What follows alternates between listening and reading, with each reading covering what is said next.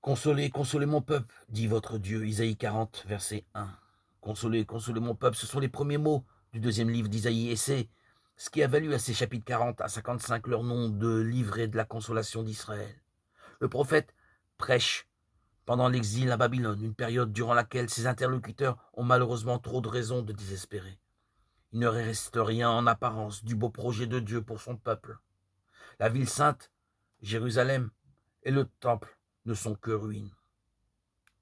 Eux qui étaient jusqu'à là le signe visible, permanent, de la présence du Dieu du Sinaï au milieu de son peuple.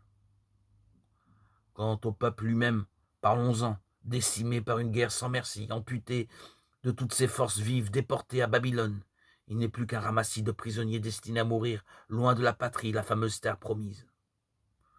Le roi lui-même et sa cour, l'intelligentsia du royaume exilé, eux aussi ont payé cher leur révolte contre le suzerain babylonien. Comment réconforter tous ces malheureux? Les arguments d'Isaïe sont imparables. C'est l'amour de Dieu pour le peuple qui l'a choisi, c'est sa fidélité à son alliance, c'est son inlassable détermination à sauver les plus récalcitrants.